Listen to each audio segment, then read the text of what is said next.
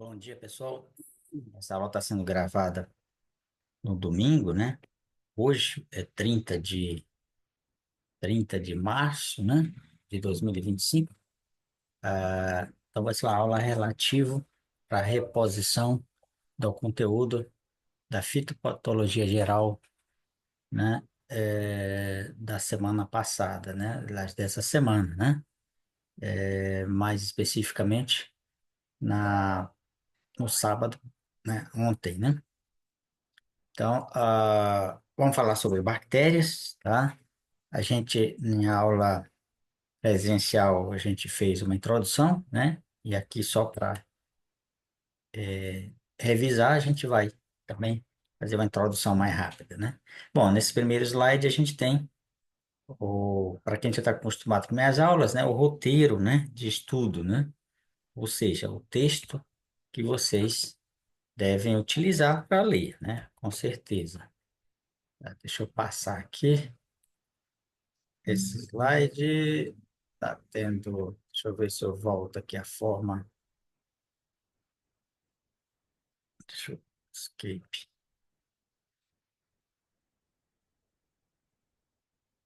Tá. Então, nosso conteúdo, produção, algumas características biológicas, características no item 3 mais para o lado fitopatogênico, né? E vai algumas medidas gerais de controle, falar algumas medidas gerais de controle. Bom, então vamos lá.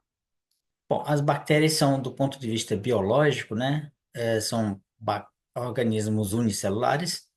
A reprodução se dá por fissão binária, né, que é o processo mais frequente. Ah, isso a gente viu lá estamos repetindo de certa forma o que a gente viu na microbiologia. Ela tem um diâmetro de 0,5 micra, muito pequena, dá para ver em microscópio óptico, mas no maior aumento, né? Ele tem uma relação superfície-volume de cerca de 120 mil. Bom, essa relação superfície-volume é um parâmetro ou um índice que mede vamos dizer assim, o que dá uma dimensão da eficiência metabólica, né? Quanto maior esse número, maior a eficiência, tá? Então, se a gente pegar uma bactéria, tem isso aí. Se a gente pegar um animal, uma baleia, um elefante, certamente a relação superfície e volume vai ser bem menor, né? Então, é uma maneira matemática, né, de fazer uma inferência biológica que, de certa forma, faz sentido, sim, é correto, né? Até porque existem cálculos, né, que uma bactéria com essa alta superfície e volume, se ela não tiver nenhum fator limitante, em 48 horas ou alguns poucos dias, ela é capaz de se multiplicar e produzir uma massa, né, equivalente a uma massa do planeta Terra, né? Isso está descrito no livro texto de vocês, né? Ah, eu falei aqui há alguns dias, mas o importante não é a precisão da informação, mas a ideia, né? Se você pegar um animal superior, uma baleia, nesse mesmo período aí de 72 horas, alguns poucos dias, praticamente, bom, se a gente pegar um bebezinho elefante que nasce, nesse aí ele vai formar muito pouca massa, né? Nova massa, né? Enquanto que bactéria, a partir de uma, né? Uma célula bacteriana, você, em poucos dias, como é o exemplo dado aí no texto, né? Do livro que vocês está relatado aí, ela vai produzir uma massa muito maior, né? Isso a gente pode explicar de certa forma, porque como é uma célula individual, ela está muito próxima dos fatores. O que que uma bactéria precisa, né? Precisa de matéria orgânica para ela trabalhar e reprocessar. E ela tem o maquinário necessário, vamos dizer assim, ela tem as enzimas, basicamente, e as organelas, né? Necessários para isso, ou seja, a máquina e tem o, os elementos que vão construir a estrutura. Ela tem um pouco e ela pode se alimentar. Então, uma célula bacteriana, ela está no meio ambiente, ela está muito próxima ali já à matéria orgânica. É só penetrar ali através da parede, vamos dizer que ela está imersa num leite, né? Então, ela está rodeado de matéria orgânica. Então, o caminho que tem que percorrer até a unidade da fábrica, vamos falar assim, né, que é a unidade celular, é muito pequeno. Isso acaba refletindo em termos de eficiência metabólica. Você pegar um animal superior, como é que as células se alimentam? Cada célula, né? O animal superior, ele tem que alimentar, né?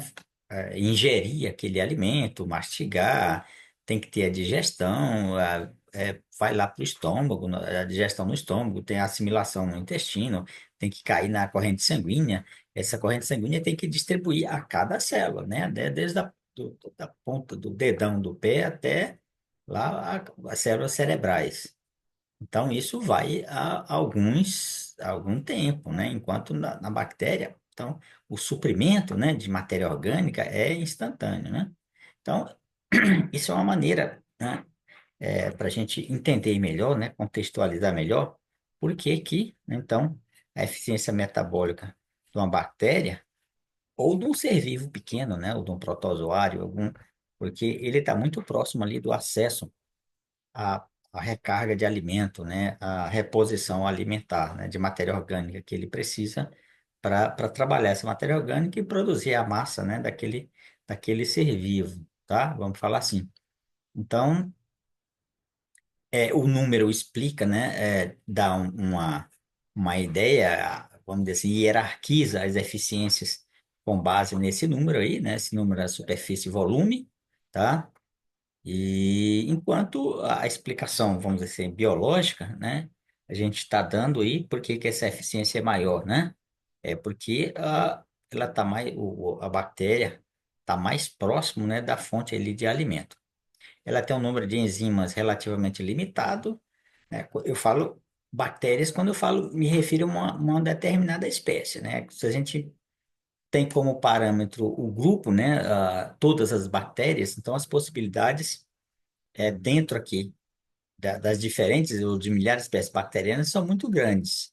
Então, olhando no conjunto, você tem um número muito grande de enzimas, né? Mas aqui quando a gente fala número limitado, eu estou falando se eu faço uma amostragem, né, de uma espécie específica, tá? Bactéria pode ser móveis ou imóveis. Ela tem as formas de cocos, bacilos, espirilo, né? Que a gente vai ver nos slides. Ela pode formar endosporos, né? Por exemplo, da família Bacillácea. Esses esporos são uma estrutura de resistência, né? Habilita essa bactéria a passar, né, por um período aqui de dificuldade do meio ambiental, né, de condições menos favoráveis. A bactéria, quanto à composição da parede, pode ser gram-positiva ou gram-negativa, né? E a, essa bactéria gram-positiva ou gram-negativa tem importância mais do ponto de vista taxonômico. Não quer dizer que uma bactéria gram-positiva sejam mais virulentas para plantas ou para os animais ou menos virulento, né? Aí vai depender de cada espécie, então tem a ver mais com a espécie específica e a adaptação que esse organismo tem ao longo, né, vamos dizer assim, da evolução para atacar esse ou aquele, ou para se tornar patogênica esse ou aquela espécie, humana ou animal. Então não tem nada a ver aí com parede, né? Mas aí ele é utilizado e se faz um teste simples, né?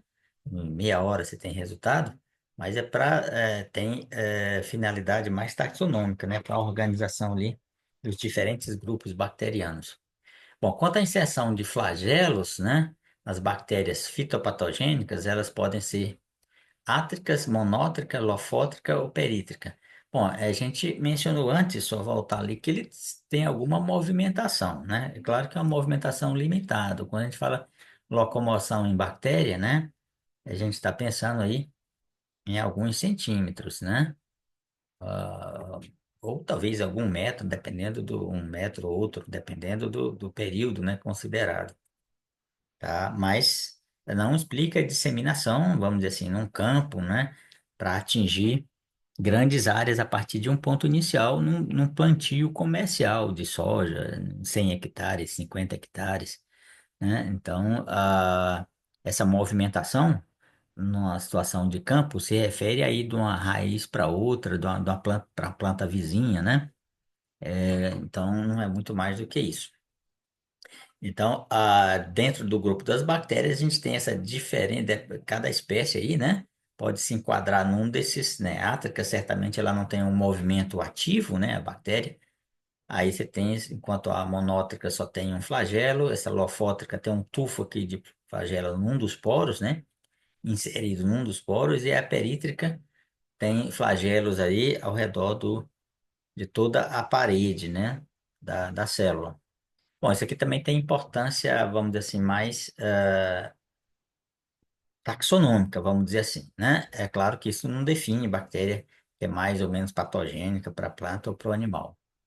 Bom, olhando ainda, então, as características a partir de fora para dentro, vamos dizer assim, né?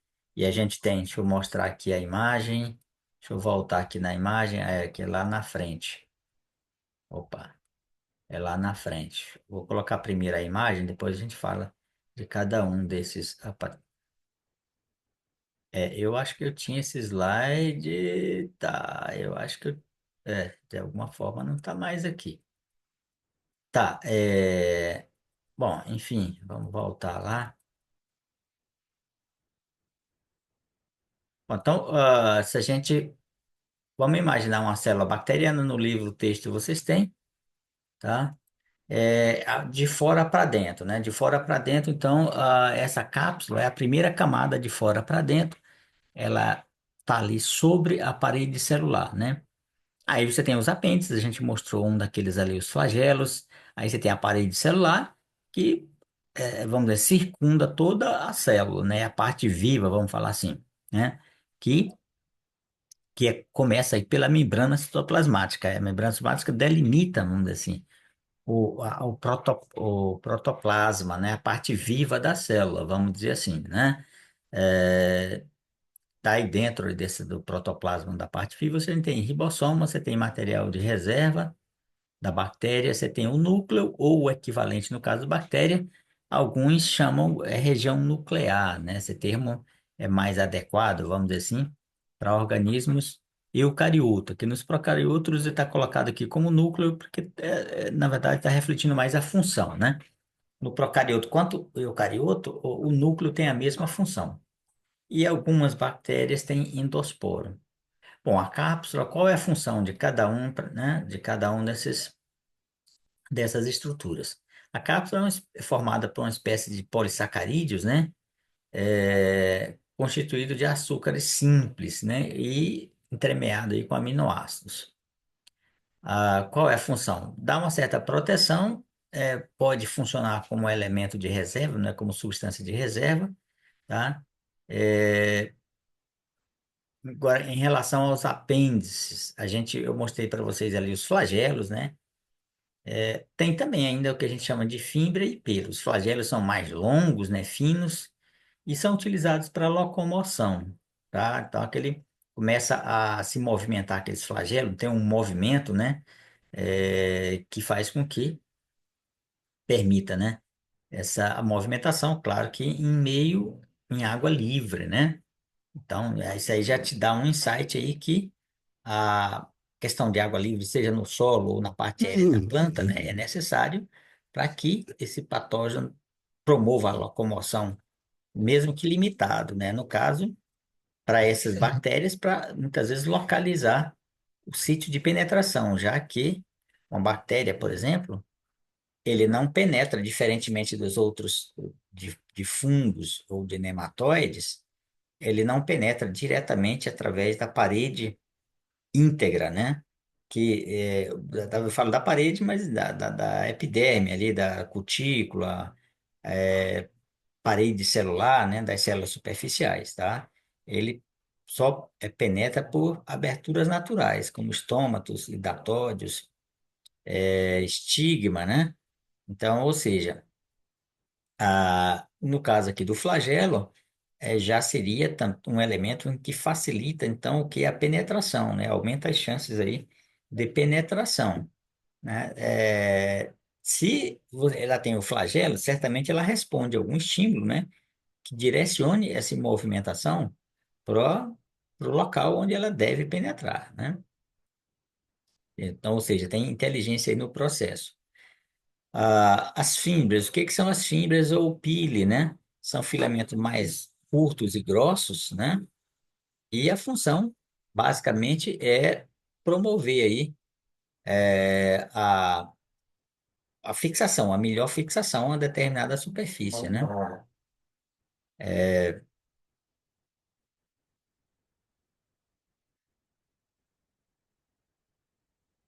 Flagelos e fibras, tá.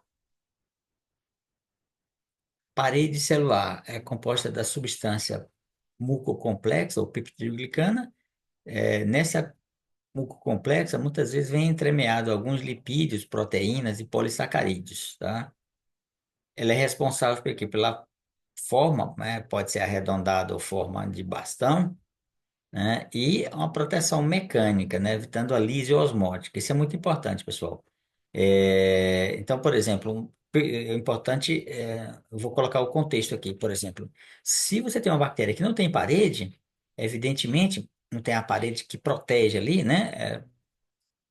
Ela não pode, por exemplo, infectar ou colonizar o xilema, né? Por quê? Porque o xilema você tem é bastante diluído em termos de sais ou açúcares, né? Então, o interior da célula é mais tem um potencial osmótico mais negativo, vamos dizer assim, né?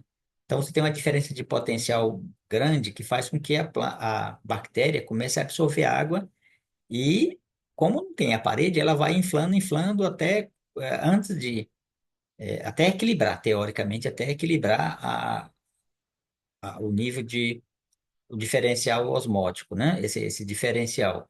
Só que antes de equilibrar, ela vai se distende tanto que pode estourar, né? Pela diferença muito grande de potencial osmótico. Enquanto que se ela, uma bactéria que tem parede, a gente sabe que o citoplasma, se você comparar com o fluido do xilema, ele é mais concentrado em açúcares, é um negócio mais como se fosse um gel, né? Vamos imaginar um gelzinho, né?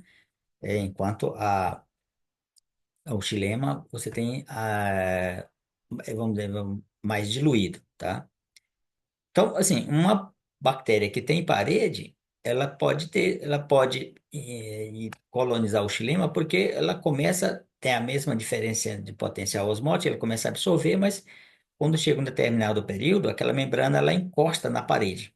Vamos dizer que o citoplasma está ali meio murchinho, meio desidratado, começa a absorver água, a célula começa, a membrana começa a distender, mas aí ela é limitada. Ela quando chega ali, ela encosta, vamos dizer assim, na parede celular e ela não continua o processo, né? Se ela continuasse, acabaria estourando, vamos dizer assim, aquele processo, estourando a membrana citoplasmática, tá?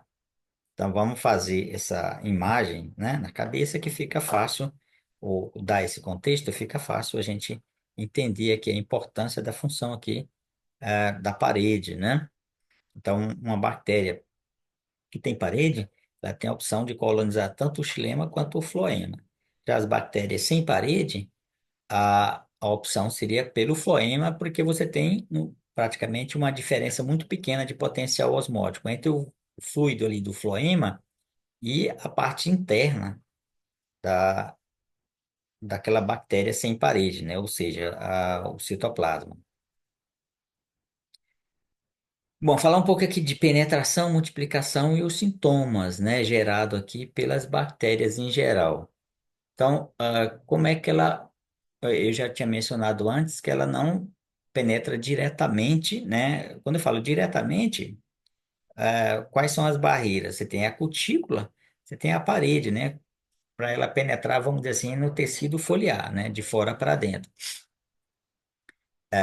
Então, no caso de fungos, por exemplo, ele produz enzimas que digerem ali a cutícula, que digerem a parede, e aí ela germina, né? Aquele fungo, o esporo germina, né? E penetra ali através daquele orifício que foi perfurado, vamos dizer assim, né? Via atividade enzimática e, de certa forma, também a ação mecânica de forçar ali aquela hifa através daquele orifício que primeiramente foi diluído pela ação química. Bactéria não tem essa possibilidade. Nematóide, ele pode utilizar o estilete, né, como instrumento para furar ali e penetrar, principalmente ali nas células das raízes. Bactéria, elas só penetram por aberturas naturais, que a gente tem um monte aí lá na planta, né? Ela tem que ter mesmo até para respirar, né? Para transpirar, melhor dizendo, e para respirar também, né? É, ou ferimentos, né? Ferimentos naturais, podemos dizer, ou provocado pelo homem, tá? Então, quais são as aberturas naturais? A gente está mostrando aqui o slide, né? Você tem aqui estômatos, hidatódios, lenticelas, né? Aí você tem aqui algumas bactérias podem penetrar, algumas poucas, nem todas, mas aqui pelo estigma da flor, né? Que são aberturas naturais. Aí você tem ferimentos, tá? Então são essas opções aí. Então ela e como é que ela se multiplica? Penetração é pelas aberturas naturais ou artificiais, vamos falar assim. Qual o tecido que ela multiplica? Ou dentro da planta, como é que ela penetra dentro da célula? No caso aqui, não, né? Bactéria, ela é relativamente grande. Então, ela vai ocupar esses espaços intercelulares, tá?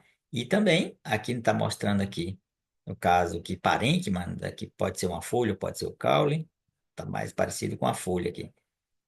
Tem a folha e tem a parte aqui do tubérculo, né? E você tem aqui mostrando o tecido vascular, também é uma área, né? Que permite a multiplicação. No caso, então, quando a multiplicação se dá aqui nos espaços intercelulares do parênquima, ela pode provocar esse tipo de sintoma aqui. Se for esse parênquima for foliar, né, vai ter essas lesões aqui, né? É característico de morte do tecido. Se esse parênquima que tiver circundando aqui, talvez a batata, né, ela pode causar podridão mole, né? Se for no caule aqui, ou na raiz, né, a partir da penetração aqui, por essas aberturas naturais, ou por colonização dos espaços intercelulares, pode provocar, por exemplo, aqui no caso da raiz, a hipertrofia, né? E pode causar também aqui, no caso, de alguma murcha, né? Só que a murcha aqui, ou morte das pontas, na verdade, murcha não, a morte, né? Em que ela, principalmente na parte mais tenra aqui do caule, né? Então, ela pode matar aqui o ponteiro. Quando ela se multiplica aqui no tecido vascular, basicamente o sintoma pode ser que a murcha, né? E também muitas vezes, essa morte aqui do ponteiro. Bom, eu já tinha aqui só, né, colocando aqui no texto, eu já tinha mencionado isso aqui, penetração por aberturas naturais ou ferimentos, a multiplicação, né? Pode ser intercelular ou no tecido vascular. Isso aqui a gente já mostrou, né? Nos espaços intercelulares pode provocar manchas, crestamentos, galhas. E no tecido vascular, murcha e morte dos ponteiros e cancro, né? Bom, a bactéria tem um sintoma típico, né? Que normalmente no início da infecção, bem no início, né? Ela produz essa mancha anasarca, né? Que parece com uma área que está encharcada, parece que ou a gente, quando olha a folha, dá a impressão que foi um óleo ali que caiu, né? Ela pode causar. Então, esse é o sintoma inicial de muitas bacteriosas, né? Aí pode provocar mancha, podridão mole, murcha, hipertrofia. Hipertrofia significa galha, né, pessoal? Hipertrofia a gente fala, termo técnico aqui para crescimento e multiplicação celular, né? Crescimento em tamanho, né? E multiplicação celular acaba provocando galha de raiz ou na parte aérea. Cancro, morte das pontas, talo oco, canela preta, né? Que são diferentes sinais que a gente associados aí, dentro aí, entre as diferentes espécies bacterianas. Os sinais tipicamente são o que a gente chama exudado. Nem toda bactéria exuda, mas exudado, a gente, se for na folha, pode ser, às vezes a gente verifica que para ver assim não é tão fácil, né? Precisa, normalmente na parte da manhã cedo, né? Bem cedinho, pode, dependendo da bactéria, você tem que ter a vista treinada para isso, né? Você observa parece com algum aspecto de alguma coisa brilhando, né? Que na verdade seria a água, né? Com uma quantidade enorme de bactérias que são exudadas, como se estivesse suando ali daquela folha, como se fosse um suor, né? Aí você tem o pus bacteriano, o fluxo bacteriano. O pus bacteriano, normalmente você vê, observa na área vascular, quando você tem uma infecção vascular. Por exemplo, a murcha do tomateiro. Tem um testezinho do copo, nesses livros antigos aí de doenças do tomate, muitas vezes se refere a isso, né? Se você cortar aquela arte num copo d'água, daquela arte daquela planta murcha, bom, essa bactéria, ela é a Pseudomonas solanacearum, ou Ralstonia solanacearum, ela coloniza o xilema. Então, se você tá ali a planta murcha, você corta, coloca rapidamente ele num copo cheio d'água, vai aparecer, depois de um certo tempo, né? Um aspecto de pus mesmo ali na superfície, né? É, às vezes, em algumas, algumas bacterioses também, quando você corta a área foliar, coloca numa lâmina de lamínula, você vê, coloca no microscópio, você pode ver o fluxo bacteriano. Bom, falar um pouco de sobrevivência do inóculo, né? Como é que a bactéria passa aí no caso de plantas anuais, passa quando você retira, né, a cultura principal, quando você colhe, né, de que forma ela é reintroduzida, ou como é que ela passa esse período, vamos dizer assim, né? Se for em plantas perenes, ela pode ficar na planta, mas você tem condições menos adequadas para a proliferação da bactéria, né? Então, de que forma, né, vamos dizer assim, a bactéria permanece, né? Eu falo permanece, muitas vezes, que na maioria das vezes há uma diminuição populacional, né, do inóculo que é produzido na época chuvosa, né?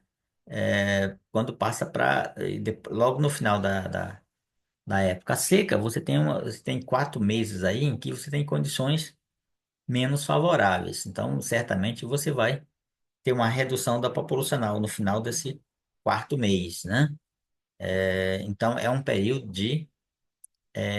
na entre-safra, é um período de dificuldade, né? Para essas bactérias, tá?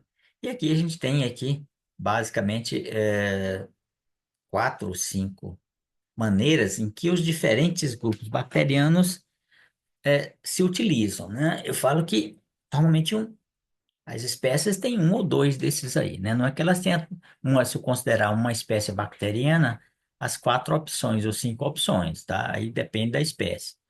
Bom, se a gente está falando é, espécie patogênica, certamente a fase na fase patogênica todas têm, né? A gente está falando de bactérias fitopatogênicas e, além disso, algumas têm mais uma opção, né? Ou na fase residente, dependendo da espécie, ou de maneira hipobiótica, né? Ou saprofiticamente, né? Boa parte das bactérias, na verdade, sobrevive no verão, né? Durante a estação de cultivo, na fase patogênica e na entre-safra como saprófita, né? Boa parte delas, tá? Então a gente vai ver essas diferentes opções aqui, tá? Bom, a sobrevivência do inóculo na fase patogênica, aquela fase patogênica é a fase mais favorável. A gente está falando de sobrevivência, mas na verdade, né, é um termo um pouco fora do contexto, porque não é um período de sobrevivência, é um período de multiplicação, mas está tudo bem, vamos colocar aqui dessa forma. Então, ela na fase patogênica é a fase, como eu falei, que ela está associada ali, está se multiplicando, portanto, está aumentando o inóculo aí durante aqueles 4 meses, né? Então, ela aumenta a inóculo nessa fase patogênica justamente porque tem a fase seguinte, a parte ruim, né? Então, ela tem que realmente produzir uma quantidade muito grande de inóculo para vencer, vamos dizer assim, ou para superar aquela fase ali da estação em que, no caso de cultura anual, principalmente nas culturas anuais, a planta não vai estar lá, né? Aí você tem uma fase que chama residente, nem toda bactéria tem essa possibilidade, né? As bactérias se multiplicam na superfície da planta sadia, sem infectá-la. Sem infectá-la, no caso aqui, significa sem penetrar, né? Mais especificamente. Então, e muitas vezes essa bactéria que ela está na superfície é cultura não hospedeira, o que facilita se for sistema anual, né? Por quê? Porque muitas vezes tem uma espécie daninha que não são anuais, elas são perenes. Então, ela pode ficar ali na entre-safra. Depois, quando você planta a cultura anual na safra seguinte, você tem plantas que permaneceram ali na entre-safra. Então, pô, se tiver essa possibilidade para essa bactéria crescer, mesmo que não seja uma multiplicação no mesmo nível, né, que acontece na fase patogênica, mas você permite ali manter uma certa população que pode ser a fonte de núcleo inicial, né, para a estação, para o verão subsequente, né? Algumas bactérias têm essa fase latente, aquela, diferentemente da fase residente, ele penetra, né? Elas estão posicionadas no tecido suscetível, só que eles se multiplicam em baixas intensidade, né? Não, certamente não causando doença. Então, elas estão, na verdade, eles estão com a multiplicação paralisada, né? E os sintomas não são evidentes. Aí você tem a fase hipobiótica, apenas algumas bactérias têm isso aqui, em que elas têm uma diferença metabólica, né? Elas estão elas estão de- sem se replicar, né? Só que você tem, como está mencionando aqui, que aqui na fase, vamos voltar aqui, na fase latente também a multiplicação está paralisada, assim como na fase, como essas bactérias que têm essa possibilidade da hipobiose. Só que no caso aqui dessas bactérias que têm essa possibilidade da hipobiose, ela tem uma diferença, né, estrutural ali, né? Ela parece que ela está envolta por certo tipo de substâncias que ela mesma produz. Então já é, vamos dizer assim, uma adaptação, né? E nesse caso, como já é uma adaptação específica a sobreviver, a sobrevivência dela é alta, né? Bastante eficiente. Se eu comparar com essa caso anterior, em que você tem bactérias em baixa população, a multiplicação paralisada, mas ela não é tão eficiente em termos de tempo, né? Que permanece com essa população aí. Você tem a fase saprofítica, que boa parte, eu acho que grande parte das bactérias, quando a bactéria só tem a fase patogênica, a gente diz que ela como é que a gente diz? Um patógeno biotrófico, né? Ou parasita obrigatório. Em termos de bactérias, são algumas poucas espécies que só tem a característica patogênica. A maioria tem a fase patogênica e a fase saprofítica. Então, é uma fase importante aqui para a maioria das bactérias, tá? Elas podem crescer e se multiplicar na matéria orgânica na ausência da planta hospedeira, principalmente a matéria orgânica aqui da planta hospedeira. Então, nesse caso aqui, da planta hospedeira original, vamos dizer que você tem, então, uma bactéria na cultura do algodão, né? Você colhe, mas você colhe lá o capítulo, né? E às vezes fica aquela palhada ali, né? E aí, você vai ter tecido vegetal ali. A bactéria, ela não coloniza só a folha ou só, ela coloniza a maioria das bactérias, todo o sistema, tá? Então, ela vai ficar ali internamente, a planta morreu, ela continua ali se multiplicar. Só que essa bactéria, em geral, ela não, acabou aquela palhada, então, ou você faz a rotação de cultura 1, 2 anos, que você diminui, mesmo que não acabe diminuindo muita palhada, você vai reduzir bastante o inóculo, né? Ele sobrevive saprofiticamente, mas ele muitas vezes ele não, algumas são e outras não, né? Mas elas não são um habitante natural do solo. Portanto, é limitado esse saprofitismo para algumas delas, né? E outras não, né? Como bactéria Ralstomia solanacearum. Você colhe tomate, ela pode permanecer aí depois que você não planta, deixa de plantar o tomate lá há 5, 6 anos e planta outras coisas, ela pode permanecer na palhada, né?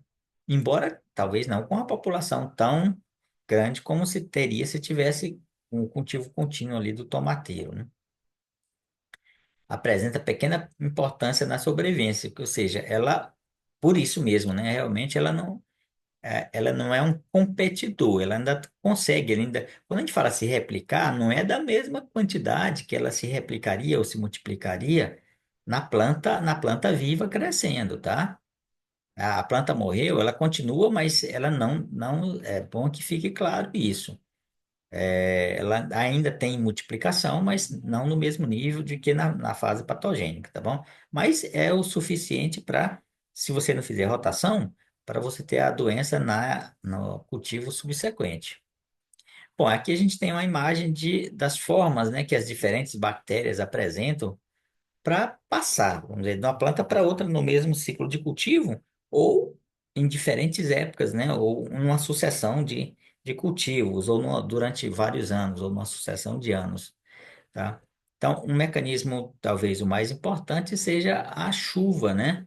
Aqui a gente está chamando de gota porque pode ser da chuva ou pode ser de irrigação, principalmente a irrigação por aspersão, né? E aqui a imagem mostra detalhes de como acontece. Você tem a lesão, certamente você tem aqui aqui na parte externa, você tem uma quantidade muito grande de células bacterianas que estão aqui, né? Quando o pingo cai aqui, ele é fracionado em várias gotículas. Cada gotícula dessa você vai ter uma quantidade grande aqui de células bacterianas. E se houver o auxílio do vento, né? Ela pode passar, então, da planta sadia para a planta doente, a maior ou menor distância. Se for, não tiver muito vento, né, alguns poucos metros, né? Se tiver mais vento, pode ser uma distância maior do que alguns poucos metros. Ela se dissemina também por vetor, que é uma cigarrinha que está representando os vetores em geral, mas você tem aí algumas espécies que são vetoras aí. Você tem sementes, aqui no caso, a semente não de uma planta para outra, mas de um ciclo de cultivo, né, da cultura para outra, né? Então, é passagem aqui não espacial, mas transmissão, não espacial, mas transmissão temporal, né? Então, é claro que a semente não vai aumentar ali, até porque quando você tem a semente, normalmente você colhe, né? Não vai possibilitar a essa aumento de planta a planta, né? No mesmo ciclo de cultivo. O homem é um grande disseminador, principalmente por esse detalhe, né? A, se ele hoje a tecnologia, né, faz com que você pegue um avião e vá para o Japão, né? Então, as possibilidades em termos de distribuição espacial do homem são muito maiores do que mesmo um animal ou inseto, né? Um inseto tem distribuição local, ou tem ou movimentação local, naquele local eu falo naquela área de cultivo ali, sei lá, uma mosca branca, que é um inseto que tem um voo, uma distância considerada de 500 metros, um voo solo, né? Voo solo é sem parada, né? Então, é nesse nível, é muito diferente, por exemplo, das possibilidades, principalmente se o homem pode levar semente, né? Semente ou muda, né? Principalmente a semente é mais fácil para passar aí, atravessar a alfândega, né? Então, as possibilidades do homem aqui são muito distantes. Na verdade, talvez seja o principal agente, né, disseminador das doenças. Com quase certeza. A gente fala principalmente a longa distância. A pequena distância, não. Você tem o homem também, claro, né? Mas aí você tem outros agentes competidores, vamos falar assim. Mas a longa distância, né? Basicamente é o homem. O vento pode ser uma para algumas doenças específicas, como ferrugem. Eu falo longa distância aqui, é atravessar o Oceano Atlântico, né? Pode ser possível para alguns fungos. Para bactéria, não tenho informação se existe essa possibilidade. Para fungo, sim, mas para bactéria, provavelmente seja menos. Pode até ser que sim, mas aí no caso talvez um furacão ou um negócio meio rápido porque a bactéria desseca, né? Se você por que eu estou falando isso? Se ela vai atravessar o oceano, o vento não gasta um dia, tá certo? Gasta aí, não sei quanto é que é, mas certamente um mês, por exemplo, né? E só que para isso ela tem que primeiro subir para essa alta atmosfera e ela pode dessecar. Eu não sei se ela teria né? Eu não sei se ela resistiria do ponto de vista. Mas em termos de bactéria, isso é mais importante para fungo, né? Essa disseminação transoceânica, vamos falar assim. Bom, e aqui só colocando aqui já né, para ficar registrado aqui no slide, você tem sementes a longa distância, é fácil, né? Sementes, tubérculos, estacas, frutos. A curta distância, os principais são água de chuva, vento, insetos, vetores, irrigação. E pelo homem, mas aí no caso do homem, quando ele faz tratos culturais, né? O controle das bactérias, controle de maneira geral, né? O uso de matéria de propagação sadia para todas as bactérias, né? Quase todas têm essa possibilidade aí de ir pelo material de propagação. Remoção e queima de plantas infectadas. A gente lista isso aqui, não quer dizer que para cada patossistema específico, né, para cada doença, é claro que tem umas que vão ser viáveis, né, ou técnica ou economicamente, e outras não, né? É, remoção e queima de plantas infectadas. Isso em grandes culturas é complicado, né? E também tem a questão de soja, né? Você não vai, o cara que planta 1.000 hectares, sair catando lá e queimando. Pouco, operacionalmente é cara e não tem, né? Agora, para algumas culturas, normalmente para fruteiras, mesmo em áreas grandes, porque aí no caso de fruteiras, você tem cancro cítrico, né? É uma das recomendações aí, tá? Mas aí no caso de fruteiras, você tem que ter todo um sistema que ela paga, vamos dizer assim, a conta, né? Por quê? Porque tem que ter gente monitorando ali, localizou. Muitas vezes tem que chamar os órgãos de fiscalização estaduais ou federal, certamente é indenizado, mas assim, o sistema, quer dizer, a conta é paga porque tem um valor agregado maior, né? Citros, do que uma soja, né? Um pé de soja custa, se a gente comparar, ela né? Não dá para comparar, vamos dizer assim, né? Então, no caso aqui dessas fruteiras, então, existe viabilidade técnica e econômica, né? No caso aqui de soja, poderia ser uma opção, mas economicamente ela não fecha a conta, né? Desinfecção de instrumentos de trabalho e das mãos após a colheita de plantas doentes, rotação de culturas, que é mais eficiente, principalmente para aquelas bactérias que têm uma gama limitada de hospedeiras. Uso de variedades resistentes, é claro que isso depende em cada patossistema da disponibilidade, nem sempre você tem para todas né? Para todas as bactérias importantes para cada local. O controle químico, tecnicamente seria possível, mas aqui novamente aquela questão econômica, né? Você tem poucos produtos, você tem pouquíssimos, né? Químicos disponíveis, né? Disponíveis no agrofit, vamos dizer assim, né? Não porque não possa ser usada, porque normalmente as empresas que registram, né?